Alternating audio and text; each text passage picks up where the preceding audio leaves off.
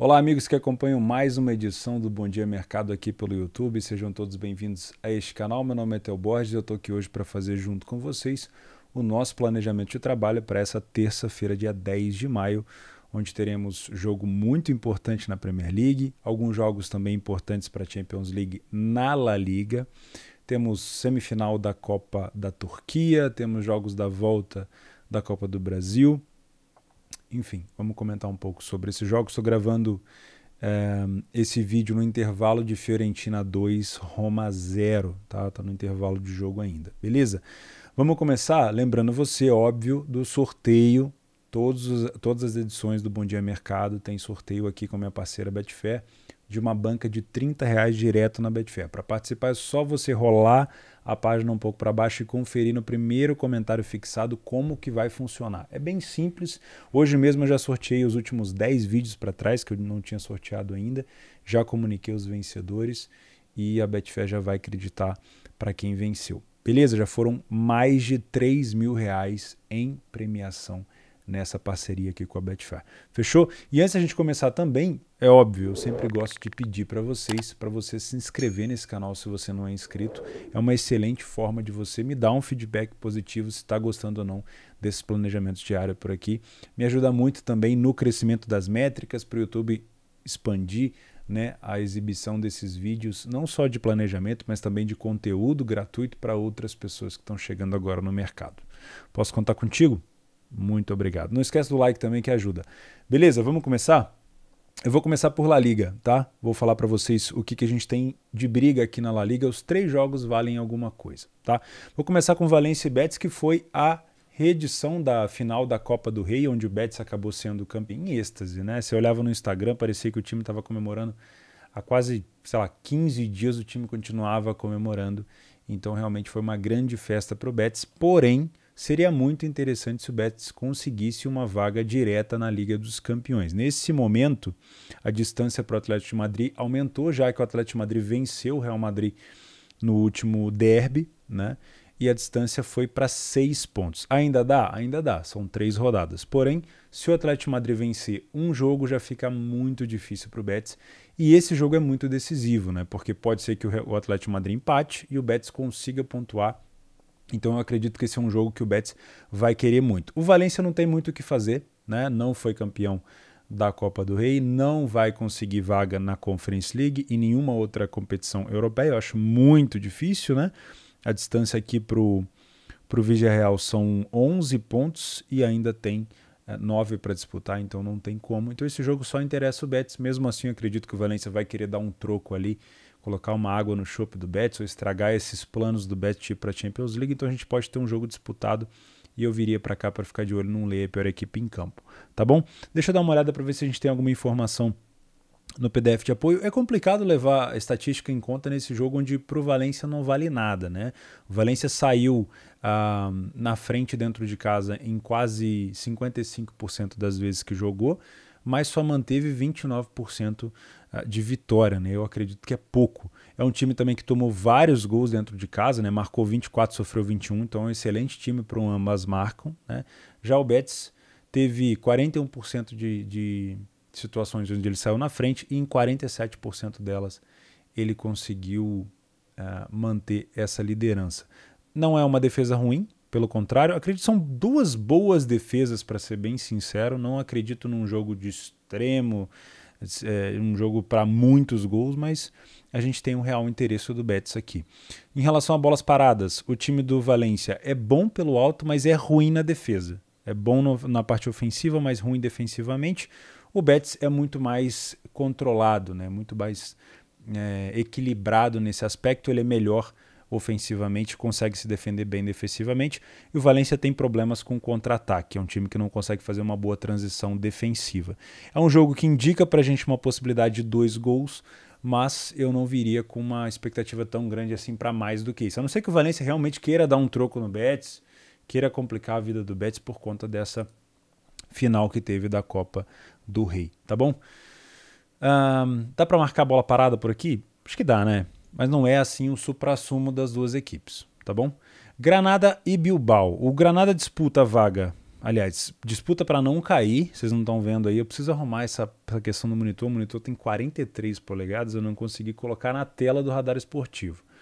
Mas o Granada tem 34 pontos e o Mallorca, que é o primeiro dentro da zona, tem 32, ou seja, 2 pontos de distância, ainda com 3 jogos para serem jogados. Acredito que o Mallorca está muito vivo, não só ele como o Levante, né? Então esse jogo para o Granada ele é bem importante, precisa pelo menos pontuar, mas eu acredito que o Granada vem para tentar vencer.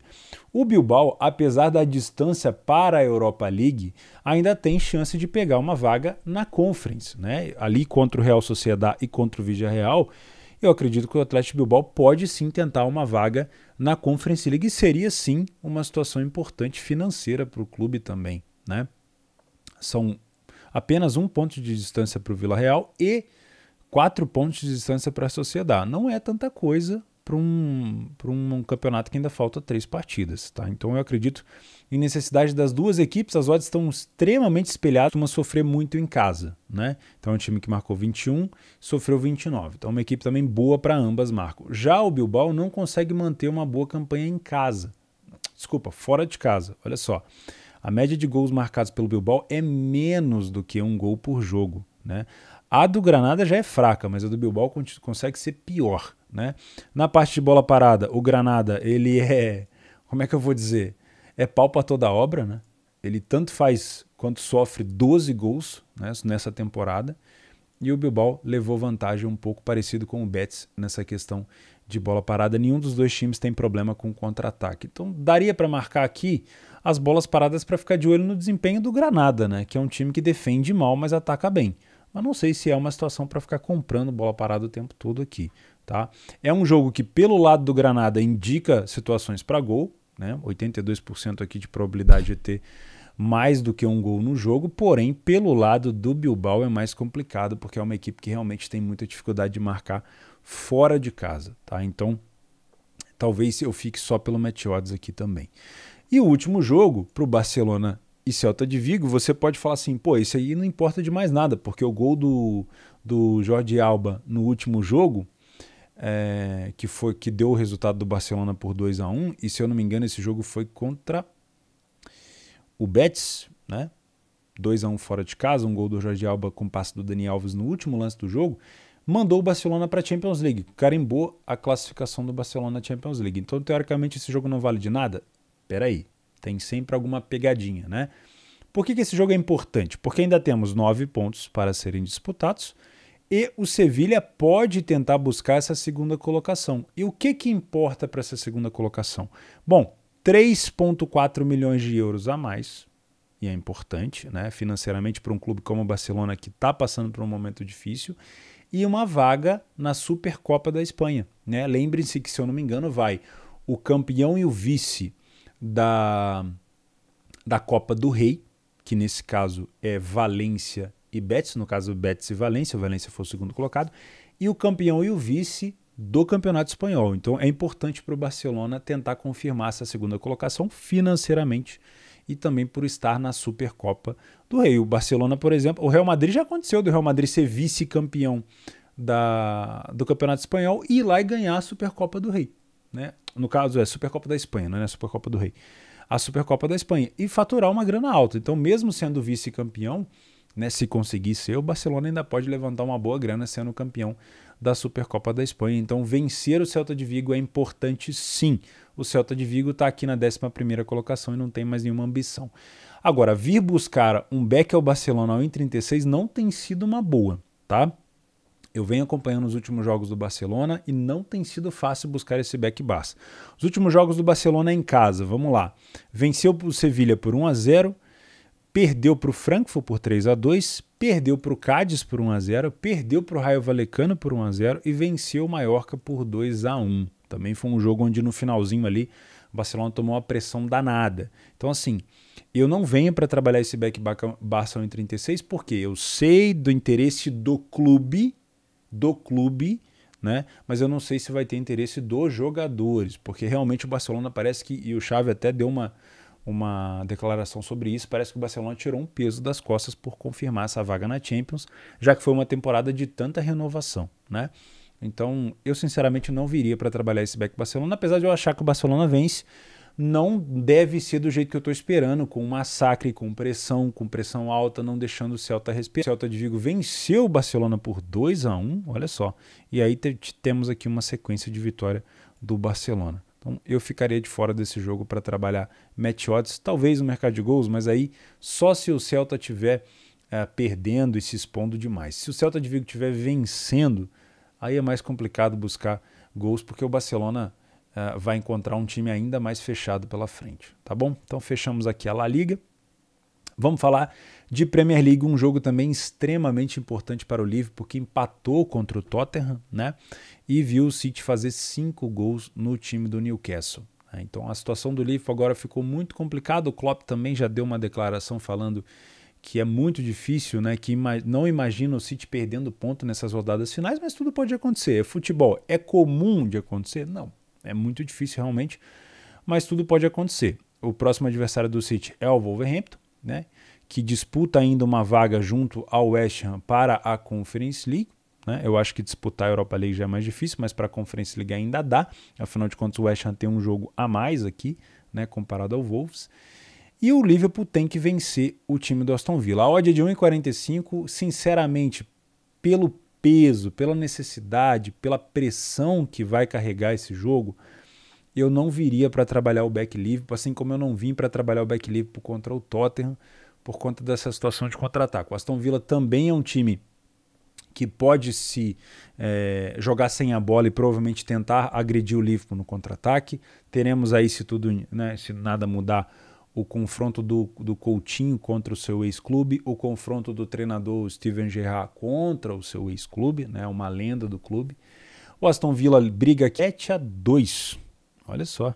E tem uma outra derrota do Liverpool aqui por 5-0. Quando o Aston Villa resolve vencer, não é por pouco, viu? Situação complicada. Pelo grau emocional, pela necessidade, pela pressão, eu imagino que o Liverpool possa tentar vencer aqui de uma forma simples, 1-0, 2-1, mas pode ser um jogo com uma carga emocional realmente muito grande. E a gente teve, por exemplo, o jogo do Liverpool contra o Villarreal na Espanha, onde o primeiro tempo do Villarreal foi muito situação emocional. O Villarreal não jogou bem, tomou o primeiro gol e acabou tomando o segundo, porque sentiu demais o primeiro gol.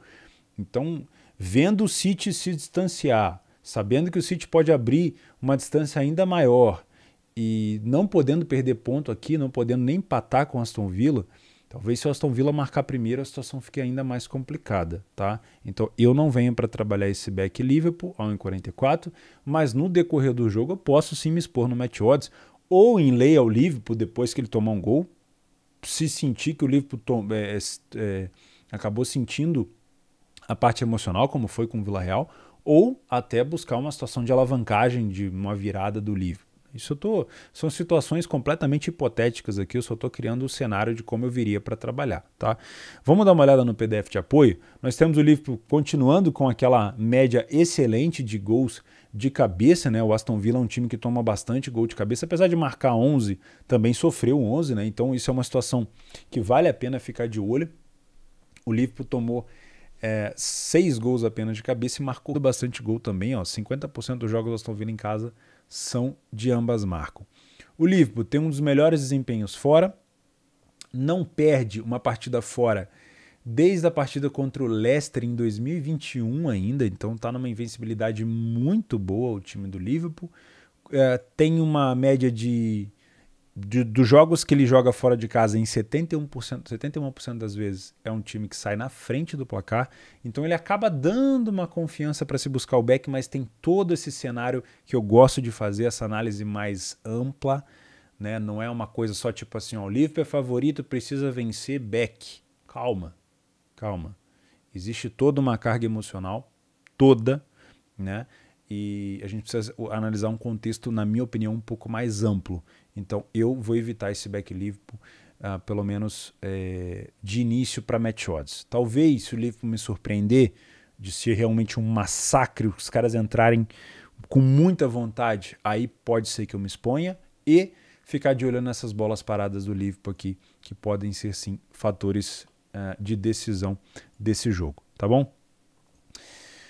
Na Premiership eu vou ficar de fora, não tem nada de Celtic, não tem nada de Rangers, aqui é mais disputa de rebaixamento. A Copa da Turquia, o Trabzonspor venceu o primeiro jogo por 1-0 contra o Kayserispor e vai fazer o segundo jogo com uma odd de 2. Pode ser um jogo interessante para o Match Odds, né? Faz muito tempo que eu não trabalho Match Odds na Turquia, geralmente os jogos da Turquia são corridos pra caramba, mas pode ser um jogo para se observar. Tá? E temos a Copa do Brasil, né? Vamos lembrar aqui como é que foram os últimos jogos. O América venceu o time do... essa vantagem toda, ele pode muito bem levar o jogo ali, né? Cozinhar o jogo ali no banho-maria. Então, talvez essa odd do América seja até baixa pela não necessidade de vitória. Tá bom? Essa vitória fora de casa por 3-0 deixou o América numa situação muito confortável. Então, se eu viesse para trabalhar esse jogo, eu buscaria algo contra o América. Se eu verificasse e comprovasse que o América está fazendo um corpo mole ali, está levando o jogo no banho-maria. O Azures contra o Bahia, o primeiro jogo lá na casa do Bahia, ficou 0-0. Uma situação complicada, o Azures pode tentar levar esse jogo para os pênaltis. É uma situação óbvia que o Bahia deve entrar ali com uma vontade danada de vencer esse jogo, mas 1,44 eu pulo fora desse barco em jogos do Brasil, Copa do Brasil, Brasileirão, tô fora, tá? Mas não duvido que o Azures tente segurar esse jogo para tentar levar para os penais, tá bom? E o último jogo entre Atlético Paranaense e Tocantinópolis foi 5-2 para o Atlético Paranaense. Também é um jogo que praticamente está definido. E essa cotação de 1,12 aqui é uma cotação que, se ela estiver vindo no mesmo passeio que eu vou atravessar a rua. Né? Tá doido. Eu fico fora. Beleza, pessoal? Então eu fico por aqui. Não esquece, se você não lembrou lá no início, eu vou te lembrar agora para você me ajudar. Se inscreve nesse canal e deixa o like. E não inventa a moda nessas odds baixas e esmagadas da Copa do Brasil. Pelo amor de Deus. O Atlético Paranaense não precisa vencer. Ah, mas é um time do Tocantinópolis, é muito fraco.